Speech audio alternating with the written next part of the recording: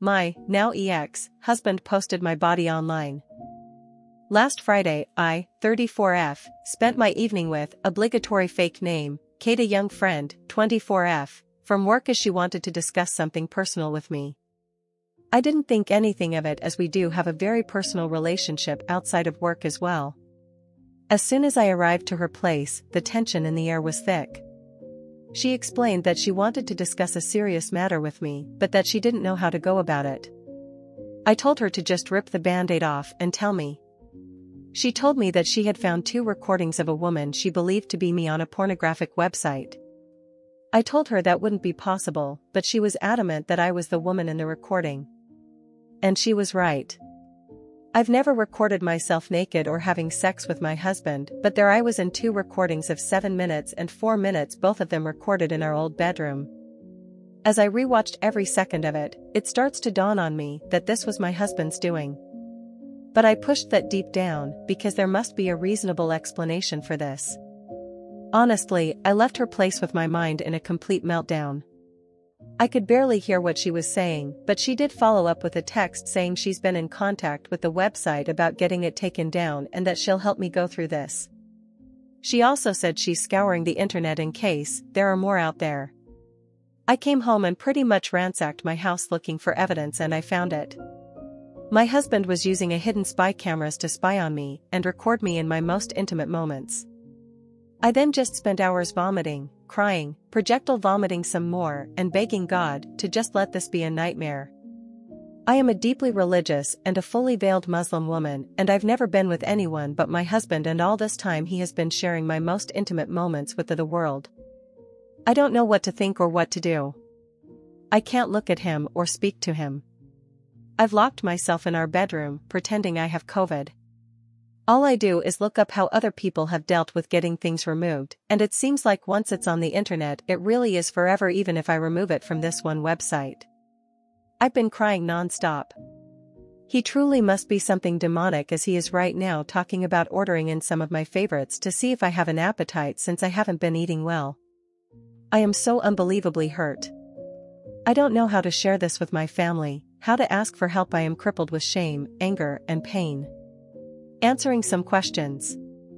1. My husband, soon-to-be ex-husband, and I are the same religion, race, ethnicity, and nationality. 2. My culture does not participate in honor killings, and I'm not afraid of my family harming me or not siding with me. 3. My family would support me in divorcing him, in fact they would demand I do. For the laws in my country are secular, but in certain circumstances it allows for the various religious groups in the country to hold their own courts that can enforce their rulings, as long as it doesn't impose or break secular law or civil liberties. 5. I do plan on taking this to secular court and religious court, as I want him punished. 6. I am veiled by choice, and the vast majority of my fellow countrywomen do not veil. 7. I am a niqabi, meaning the only part of me visible to the public are my eyes. When I am with my family or with other women / in women-only spaces I don't veil. 8. Kate and I do not share the same religion, nor dress alike, and yet we are friends. Kel surprise. Update 1. I left him as I said I would. He went to work. The movers arrived, we packed my stuff and we left. The entire time I was crying to the point that even the movers were worried for me, but I couldn't stop myself from crying. I went home, sat my parents and siblings down, and explained the situation. My parents were and still are confused. They are elderly and fragile. They don't understand the internet. They just keep saying, okay, let's talk to the people and it will be gone. But my siblings understand. They are angry. They are sad and heartbroken on my behalf. My siblings and brother-in-laws took me home. We waited for him and well, we had a conversation with him. He denied it at first. So my brothers were firm with him and he started to be more truthful. He said he did it because he was depressed, because he had a porn addiction, sex addiction, and because he didn't think anyone would see it. He said he posted only a few. When we asked him to be specific, he said he posted anything from 5 to 8. We had him take it down, but who knows how many times it has been downloaded or shared. In that moment I also found out he had a secret phone. He was also cheating on me with random women and sex workers. All this time I was thinking he's working hard, but nope, he was out disgracing himself and betraying our marriage. At some point, he convinced us he needed to use the bathroom and he somehow managed to call his mother, who arrived at our home with his brother and cousins. There was a commotion as they were angry at the treatment of their family member. Then things calmed down enough to explain to them what he had done. His mother fainted. His mother is elderly and not in the greatest health condition. We called for an ambulance. My neighbor had also called the police and I was arrested by the time the ambulance arrived to take care of my mother-in-law. I spent the evening locked up. Didn't exactly have polite conversation with him. So yes, I was arrested for assaulting him, specifically slapping him, and he refused to press charges. Got released the next morning and went home to my parents. Cried some more because my parents kept crying. Then a few days later, I spoke to some lawyers my sister had contacted as they had experience with non-consensual material being posted online. They have been handling things with the police as I did press charges, and they are dealing with the websites. I also have started the process of divorce. I went to the clinic and got tested and luckily he didn't give me anything so far, but I have another test scheduled just to make sure. I have spoken to his mother and she apologized to me even though it's not her fault. She told me that she understood why I want him punished. She asked that I let it stay in the hands of the law rather than I hurt him or have him hurt. He's in hiding, but he still calls and texts me from random numbers. He still lies and tries to manipulate me. I've just been documenting everything he says and texts to me. Oh, at this point everyone knows. I mean everyone, even little kids. And I feel more humiliated now than I did at first. Update 2. This man has destroyed everything I have worked for and has completely destroyed the very little sense of stability and safety I had left. I had to resign from my job. A job that I loved. Jobs don't come easy for me with the way that I look. I can't work there anymore because I am a potential danger to the children and staff. Since perverted men have started to harass me at work. I work with vulnerable children and mothers who have heard about me have started to refuse me working with their children. Some don't want me to be involved with their child because their husbands can't stop being weird. Fathers have leered at me or made lewd comments toward me, and one of them even offered me money to sleep with him. Men have catcalled me with greater frequency than ever before. Men stare at me. A man followed me from my dentist office and groped me on the street. Random men call my phone, my family home and office to verbally abuse me because my husband has posted my address, my personal and work email, phone numbers, workplace address, and every other bit of information online. It is as if the eyes and judgment of the entire world is on me. Yes, the great majority of people are sympathetic, kind, and in support of me. Many people have reached out in support of me, from old classmates to former colleagues, neighbors, members of my religious community, family friends, his family, and many more have expressed solidarity and kindness, but the crazies and perverts who believe him and are like him, are bolder, louder, and much more noticeable. Then I find out from my lawyers and their investigators that he was drugging me and assaulting me as I slept. I suffer from migraines and insomnia and take medication for it. He saw my medication as opportunity to drug me with my own prescriptions. He was actually bragging, on a forum where other perverts congregate, how he was so clever for drugging me with my own medication and they were encouraging him to do more things to me. Soon-to-be ex-husband has also decided to spread rumors that I was aware of the cameras and pressured him into posting online, and there are people who believe him. He also changed his mind about not pressing charges. I went to court. The judge and prosecutors were sympathetic and dismissed the case. It was a combination of my lawyers explaining the circumstances that led to me slapping him and his subsequent actions, threatening me, attacking me, doxing me, and blackmailing me by saying he didn't care about the slap and that he would drop everything if I forgave him. My lawyers used his own words against him since he wrote it in text, and on a recorded call, he admitted to me not having slapped him that hard and that he only pressed charges to cause me harm. But his crimes against me are still being investigated by the prosecutors. Update 3. I wish I could say I was feeling better or doing better, but I feel awful and I am still struggling with everything. It is still his life's mission to be as cruel as he can be and to stand in the way of every step I make. He is still refusing to work with my divorce lawyer. He continues to be difficult every step of the way and has run off his own lawyers. He is now on his third lawyer and we are again starting from scratch in the divorce negotiations. He has been granted an extension by the courts due to his last lawyer just dropping him a few days before our hearing. As for posting non-consensual material, a trail date was scheduled and he recently asked for an extension and he'll probably be granted it as his criminal lawyer dropped him too. So in last month he has been dropped by his divorce lawyer and his criminal lawyer. The man is on a roll. When it rains it sure pours. My father passed a little over a month ago and my mother is now in hospice care as she is soon to go back to God. I'm sad but not shocked about this as I've had a long time to prepare for it.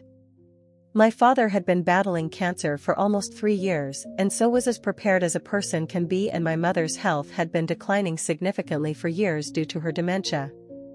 Soon-to-be ex-husband decided it was a great idea to corner me at the venue we held the after-funeral meal at. He decided to wait for me to be alone. He approached me as I was cleaning up the venue. I was on my own and at that time I was kind of exhausted and could not muster up the rage to chase him off as I had done many times before. So I just let him talk.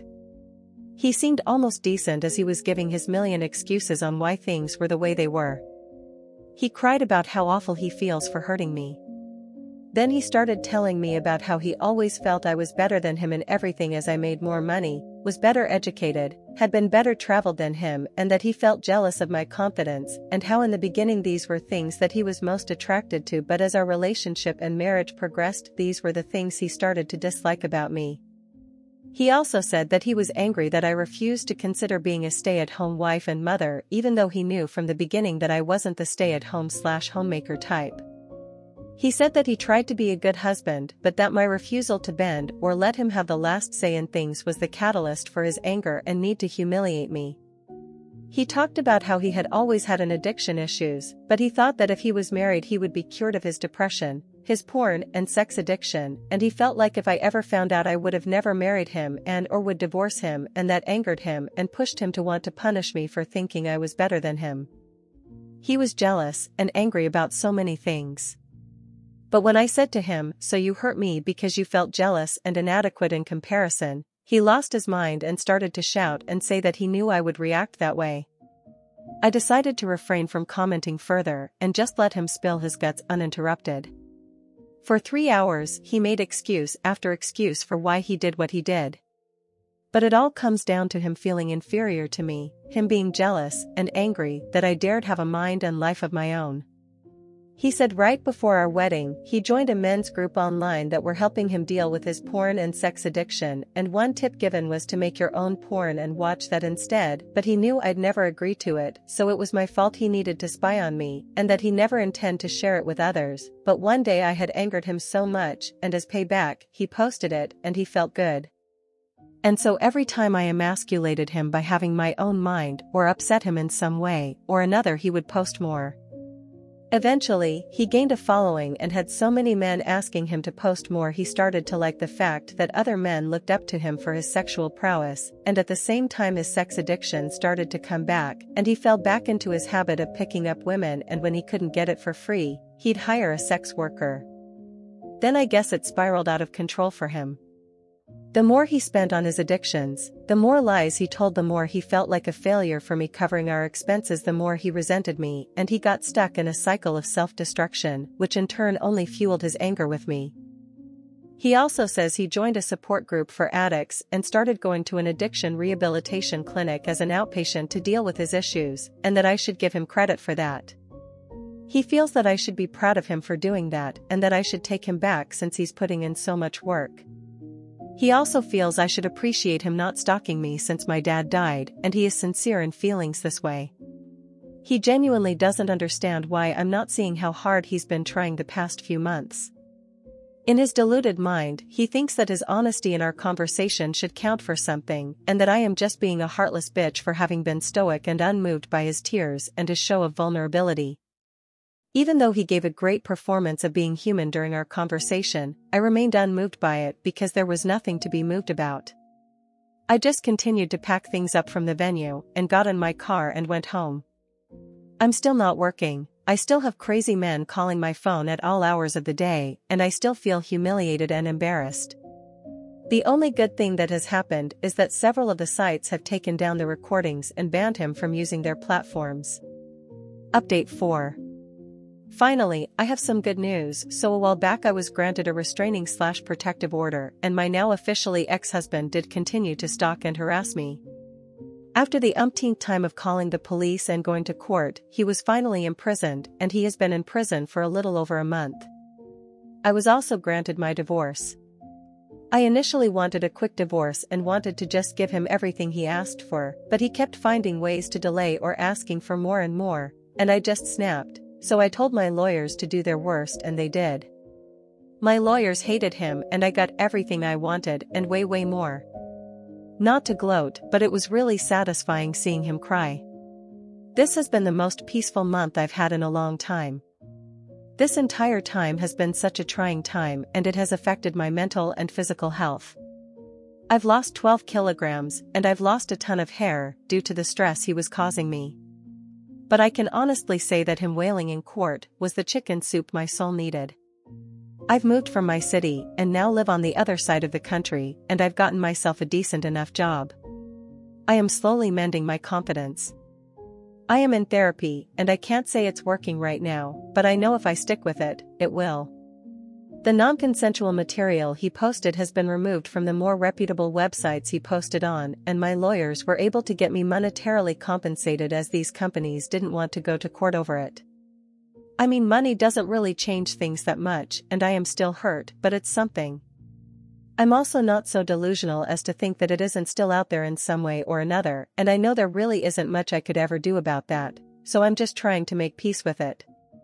Ex-husband will be serving time in prison for what he did. My lawyers are working with the courts, and that should be sorted soon enough. I think the reality of the consequences are becoming very clear to him, as I have heard through the grapevine that he attempted to commit suicide and is now in protective custody until his trial date. He is facing up to 30 years and corporal punishment, and I absolutely look forward to it. That's where the story ends. Please consider subscribing to keep up to date on this post and other daily Reddit content.